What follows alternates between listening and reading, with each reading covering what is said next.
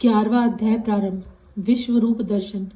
अर्जुन ने कहा, हे भगवान, मुझ पर कृपा करके अत्यंत गुप्त अध्यात्म विषय वचन जो आपने कहे उनसे मेरा मोह दूर हो गया है। हे कमल नेत्र, अपने जीवों की उत्पत्ति और नाश का कारण और अपना अक्षय महात्म्य आपके मुखारविंद से विस्तार पूर्वक सुना। हे पुरुषोत्तम, आपने जैसा अपना वर्णन किया वह रूप देखने की मेरी इच्छा है।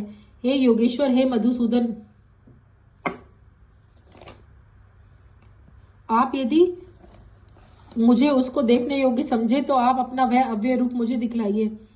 श्री भगवान ने कहा, हे पार्थ, नाना प्रकार के दिव्य रूपों को देख। हे भारत, तुम वसु, रुद्र, अश्वनी कुमार, मरुदगण और पहले कभी न देखे ऐसे आश्चर्य रूपों को देखो। हे गुणाकेश, चराचर सहित यह जगत देखो और जो कुछ देखना चाहो यह मेरी देह में देख लो, परंतु इन नेत्रों से तुम मुझे नहीं देख सकोगे, इसलिए मैं तुम्हें दिव्य नेत्र देता हूँ, उनसे मेरा दिव्य रूप देखो। संजय ने धृतराष्ट्र से कहा, हे राजन, इस प्रकार श्री कृष्ण चंद्र जी से अर्जुन ने कहा और उसको दिव्य दृष्टि देकर अपना अलौकिक रूप दिखाया। उस विश्व रूप के अनेक मुख और अनेक नेत्र थे और उसमें अद्भुत दृश्य थे। देह पर अनेक सुंदर आभूषण आयुध सुसज्जित थे। देह पर दिव्य दिव्य मालाएं, वस्त्र, दिव्य गंध शरीर पर लगे थे। उस समस्त आश्चर्य में अनंत देव के सब और मुंह दिखाई देते थे।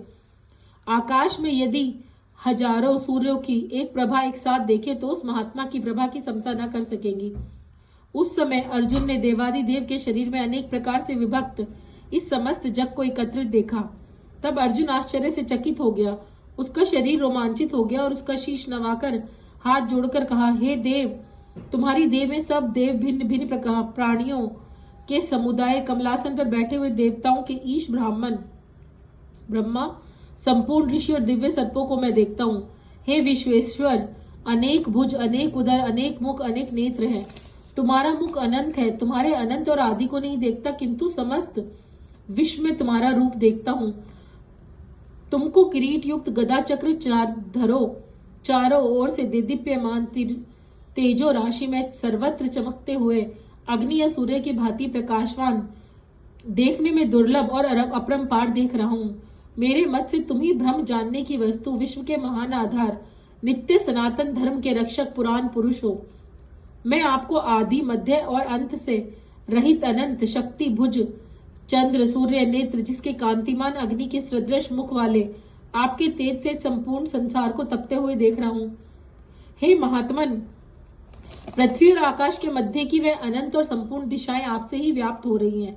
आपका यह अद्भुत और उग्र रूप देख तीनों लोग व्यथित हो रहे हैं।